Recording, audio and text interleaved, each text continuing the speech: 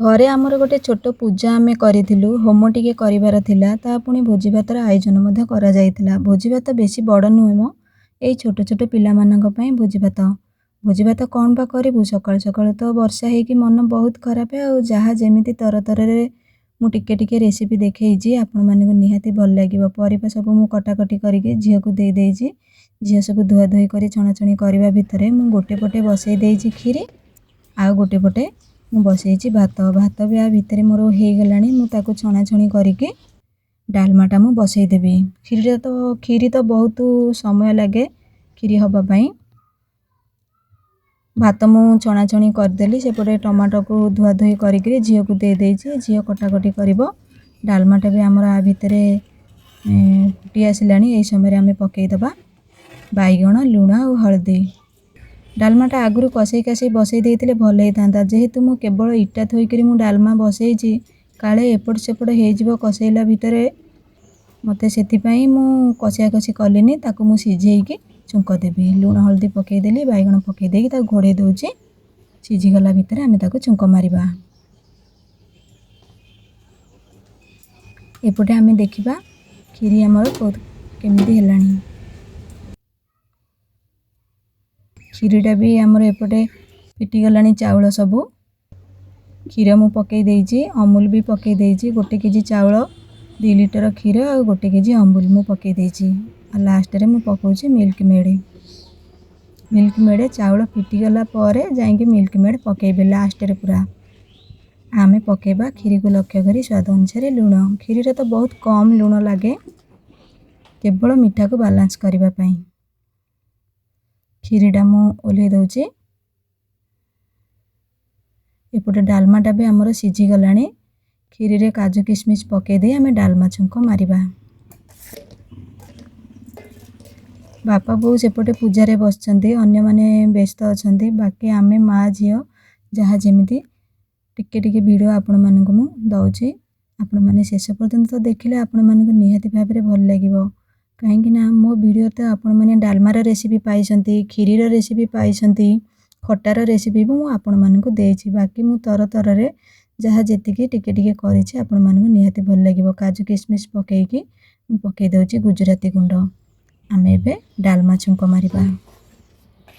डालमाटा सिझी गलानी।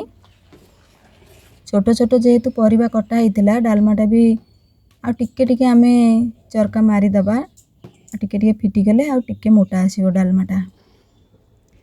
मु एथिरे पकेई दउछि जीरा गुंड धनिया गुंड पकेई दउछि।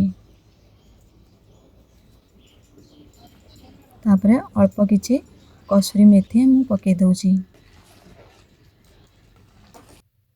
जीरा गुंड धनिया गुंड को मिसेई मासे पकेई दउछि कसूरी मेथी। पूजा जेहेतु घरे होउछि सबु रेसिपी मु घियो रे करूछि। घियो देके मु पकेई देइछि सुखिला लंका पंच फुटण हेंगु टिके आमे पकेइबा। सादा डालमा रे हेंगुर फ्लेवरटा भल आसे। आमे पकेई दउछि अदा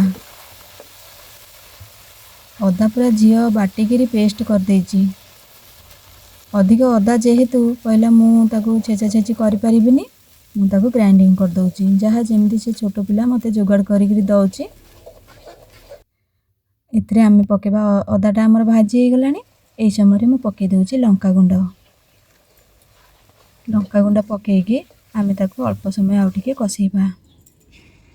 कसेई कासेई आमे ताकू डालमा रे देके संगे संगे डालमा ताकू 3-4 मिनिट पई टिके घोड़ेई दबा।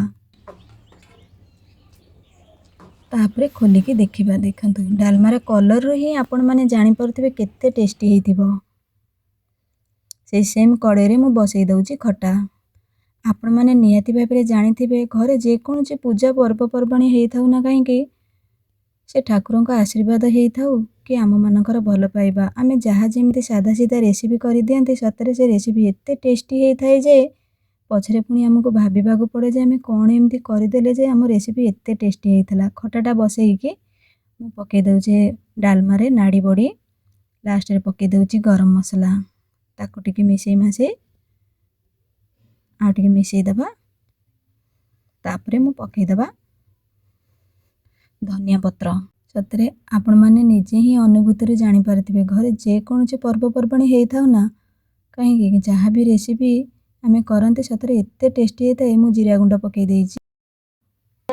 गुरु साक्षात परब्रह्म तस्मै श्री गुरवे नमः। अखंड मंडलाकार व्याप्तजेन चराचर तत्प्रतदर्शनं तत्सस्य गुरवे नमः। शरणारविन्दे समर्पणमस्तु।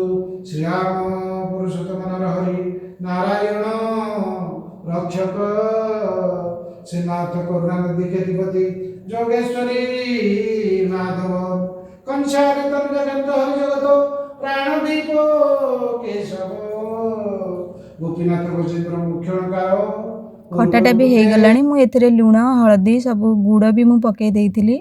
आजिर भिडियोटी आपण मानक किपरि लगिला प्लीज मते कमेंट बॉक्स रे जणैबे। आ मो कैमरा वाला तो सेपटे पांपड़ छाणीबारे व्यस्त अछंती। पांपड़ छाणीबाटा मु आपण मानक देखै पारिनी। बाकी रहला मो भिडियोटी आपण मानक केमिति लागिला कमेंट बॉक्स रे जणैबे। नुआ थिले मो चैनल को सब्सक्राइब करिवे। रहउची नमस्कार।